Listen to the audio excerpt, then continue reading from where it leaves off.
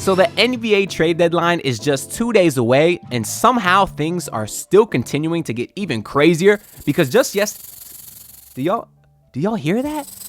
To me, it sounds like a championship because boom, just yesterday it was reported that the Phoenix Suns are apparently shopping around Kevin Durant. Now, I use the snake noises as sort of a joke because, of course, a lot of people still don't like Kevin Durant and they call him a snake for joining the Warriors back in 2016. But truthfully, I have a hot take on that. I'm kind of in the minority with regards to my feelings on Kevin Durant because I actually respected his move to go to Golden State. Let me tell you why. A lot of people always say, oh, players should care about winning championships over everything else. So what did Kevin Durant do? He went to the situation that made it the easiest to win a championship. And to me, I respect that. In life, if you have a goal, and of course Kevin Durant's goal was to win a ring, you would take the easiest route possible. Why would you make things more challenging for yourself? That just doesn't make any sense. So if I'm Kevin Durant and I want to win and I have this opportunity that will make it really easy to win, well then of course I'm going to take that opportunity. And I actually don't think it was necessarily the easiest move because, of course, he had to deal with immense backlash and hate. For almost a decade now, he's still getting it. And I don't think that's an easy thing to deal with. And I think he's done a great job handling it. Of course, he could be a bit sensitive on social media at times and he goes back and forth with the fans. But I kind of like that about him. He says, hey, you think you can just come and talk to me however you want? I'm going to talk to you back. Yo, what's going on, y'all? I'm just here to tell y'all to like the video and subscribe because it does help me out a lot. And I greatly appreciate it. Peace out. Carried the 2 championships when in reality, he was the best player. So that's how good Kevin Durant is. He went to a 73-9 team and was the best player and really made sure that they won the championship for those 2 seasons. So I've always respected Kevin Durant. Of course, he's been in a lot of Heat rumors over the years, and I've always wanted him, and I do think that right now there is a chance that the Heat could potentially get him. Of course, they almost got him before he went to, before he went to Golden State. I guess that was in 2016. Apparently, the Heat met with him, and they had an insane free agency meeting where this meeting is talked about like legend. It's talked about like a myth almost because apparently Erik Spoelstra blew the socks off of Kevin Durant and really made him this close to signing with the Heat.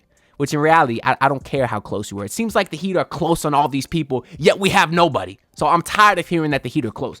But anyways, that at least does show that Kevin Durant had interest in the Miami Heat. It was reported. I know Ethan Skolnick on 5 Reasons. He just dropped his podcast I listened to before this. So he kind of reiterated that Spoelstra in that free agency meeting with Kevin Durant in 2016. Spoelstra kind of was heavy on pointing out where he would use Kevin Durant offensively, how to make him the most efficient he possibly could. And that's something that Kevin Durant was very interested in. Now, of course, this is a completely different Heat team, but we know the Heat were also on Kevin Durant's list just a couple years ago when he was traded from Brooklyn. We know Kevin Durant loves Erik Spoelstra. He's spoken very highly of him, whether it was just in the regular season or at the Olympics, where of course he was coached by Coach Spo. We know that KD is very close with Bam Adebayo, whether that was just in the Olympics or off the court. We know that Kevin Durant is close with a lot of people in the Heat organization and definitely has a lot of respect for them. Now, if Spoelstra still has a plan to keep Kevin Durant's efficiency at an all-time high, then I'd be very curious to see what that looks like. Because right now, this season, Kevin Durant is off to a blazing start. He's just having another great year. At the age of 36 years old, he has really shown no signs of slowing down. As you see this season, he's averaging 27 points per game, shooting a crazy 52% from the field. And for him, that's not crazy because he's always been an efficient shooter. But a guy shooting 52% that takes mostly jump shots, that's just unheard of. Not to mention that on 6 attempts from 3 per game, he's shooting 40%. So obviously the numbers are just insane. I'm assuming Durant's not quite the defender that he used to be. I'm not going to sit here and act like I'm an expert on his defense, tuned into the footage. But at the very least, he's still an uber efficient 27 point per game scorer. That's also giving you 6 rebounds and 4 assists a night. So obviously a guy that the Heat could certainly use. The Heat need some help scoring outside of Tyler Hero. We know the Heat have size concerns that they're just now starting to figure out with Jovic and Ware. But you get a guy like KD who could fix your scoring while doing it at the height of 7 feet tall. You put him in that starting lineup next to a Bam, next to a Khalil Ware. Oh, that front court would be scary. And for that reason, I'm definitely very interested in getting Kevin Durant. Even at the age of 36, making $51 million, which is what he's making this season. And his contract does end after next season, where he will be making almost $55 million at 37 years old. So if the Heat were to acquire him, and for some reason it doesn't work out, he'd be an expiring contract next year, so it's not like you have to worry about bringing in a ton of big money like you would if you brought in Bradley Beal. And then if Kevin Durant comes here, plays well this year, plays well next year, like I would expect him to, well, then you can work out giving him one final nice contract to bring him to his 40 years old of age, where he's probably looking into retirement. But who knows? I think his game will age very well. He's not a guy that relies on strength or getting to the rim. He's a guy that relies on finesse and his jump shot, something that does not leave. Something else I heard Ethan talk about on his podcast, which I completely agree, is we said the same thing about Chris Bosh. Oh, man, I wish Chris Bosh did not get sick, because I think his game would have transitioned so beautifully into the 2020s, and I think he would have had a very, very long career, much longer than he already had. Obviously, he's still a first ballot Hall of Famer, but just imagine how much more he could have did, because Chris Bosh was such a sensational jump shooter. Same with Kevin Durant. So I don't have any concerns about his body aging in a way where his game would decline, like I do with Jimmy Butler, truthfully. I mean, Jimmy's a decent mid-range shooter, but at the end of the day, his game still relies on defense and getting to the rim. And I'm not quite sure how his body will hold up. I mean, we see Jimmy's body's not really holding up now. Imagine how it's going to do when he's 36, 37, 38. Not well. So I am very interested in Kevin Durant. The problem is, though, so are the Golden State Warriors. It was also reported yesterday, and even more reporting today, that the Warriors are apparently aggressively pursuing Kevin Durant. And man, if they land KD again, I'm going to say I've played these games before, to reference Squid Games, which is just going to be so sad. Like, if you were a basketball fan during those KD Warriors era, it was fun. I enjoyed watching Heat basketball, even though we were being led by Dion Waiters. But anyways, I enjoyed watching those games, which Dion Waiters hit a game winner against the KD Warriors. So maybe the Heat should just bring Dion back. Now I'm talking crazy. But anyways, it kind of sucked as a basketball fan, though, because you knew the outcome at the end of the year was most likely going to be a Golden State Warriors championship. So to have gotten through that era just to go back to it will kind of suck. Although very clearly the Warriors may not even be championship favorites if they got KD. You obviously have a roster that's nowhere near as good. You have no Klay Thompson. You got an aging Draymond, an aging Steph Curry, and an aging Kevin Durant. Although KD and Curry are still playing at an elite level. So, of course, those two together, you can never, ever count them out. And very clearly for the Warriors, it makes sense. You have an aging Steph Curry. You want to try to go on one more run. They should be aggressively pursuing a superstar, which is what all the reports have basically been saying, including apparently Jimmy Butler. They were close to signing Jimmy till Jimmy's camp shut it down. And now today you're getting a Chris Haynes report saying, oh, Jimmy's camp didn't shut anything down. Who knows? A bunch of contradictory reports, but I don't feel like getting into that today. But I do want to go through a couple of Kevin Durant mock trades, because if the Heat were to get him, well, then they have to compete with other offers. And I want to reference this Sam Quinn article. Y'all know our boy Sam Quinn. He just dropped this yesterday, and he basically lists a few Kevin Durant mock trades that could be possible. Of course, the first one is to the Golden State Warriors. And I mostly just want to focus on the package that the Suns would be getting in return, because, of course, if they were to move off of Kevin Durant, they're going to want a nice package. And in the first trade, Sam Quinn has the Suns receiving Wiggins, Valanciunas in a 3-team deal from the Wizards, and then Jonathan Kuminga and 2 first-round picks from the Warriors. Of course, the Suns are always going to be a team that wants to compete right now. That's just how that ownership and James Jones, that's just the philosophy that they preach. And obviously, they have to also make sure Booker doesn't get unhappy. And if Booker's team sucks just a few years after reaching the finals, obviously Booker could get upset and want to ask out as well. So they'd be getting a piece in Wiggins that is a okay win-now piece, certainly nothing to the level of Kevin Durant. And then they would be getting that nice young piece in Kuminga as well as 2 picks. So that's a decent package, one that would be difficult for the Heat to beat, potentially, depending on what the Heat would be willing to give up. But in this next trade package that Sam Quinn has, he has the Houston Rockets landing Kevin Durant in return and the Suns in return get Dillon Brooks, Vucevic from the Bulls, and then 2 first-round picks. So another 2 first-round picks, another couple of win-now pieces in Dillon Brooks and Nikola Vucevic. The only difference in this package from the first one is the Suns don't really get a future player. They don't really get a nice young asset, but they do get 2 decent win now players, so they could put some kind of lineup out with Bradley Beal, Devin Booker, Dylan Brooks, and Nikola Vucevic. Is that a playoff team in the West? Maybe, maybe not. It would certainly be borderline, but that's not a terrible package for the Suns either. The next trade that Sam Quinn has here is the Orlando Magic getting Kevin Durant, which that team would be scary. Good God, if the Magic get KD. But then he has the Suns getting back Nick Claxton, so that would be their nice young piece. He has them getting Kentavious Caldwell-Pope, which is their win now piece, and then has them getting 4 first-round picks. Damn, the Magic will give up 4 first-round picks for KD. Is that something they would actually do? I don't know. 4 first-round picks for a 36-year-old is crazy. But if you're the Suns, you might got to take this.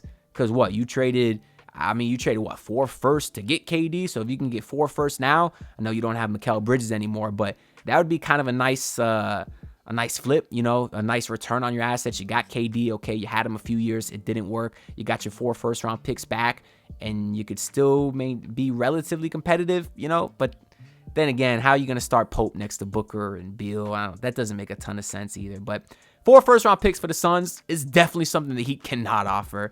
And then the last trade that Sam Quinn has in his article is the Memphis Grizzlies getting Kevin Durant, which just give that team the championship. I think if the Grizzlies got Jimmy Butler, they would win the championship. If they got KD, watch out. But he has the Suns receiving Marcus Smart, kind of the win now piece. And then Brandon Clark, Vince Williams, and Wendell Moore, a couple of young pieces, although none of them I don't think have a ton of potential. But then the Suns would also be receiving he has them at 4 first-round picks also. Wow. 2025 first, 2027, 2029, and 2031. So I guess a team like the Magic and Grizzlies with 4 first-round picks obviously could be very, very competitive in getting Kevin Durant. He doesn't have the Thunder mentioned here, who obviously also have 1 million first-round picks. It might be hard to match the salaries there, but imagine if the Thunder got KD back too.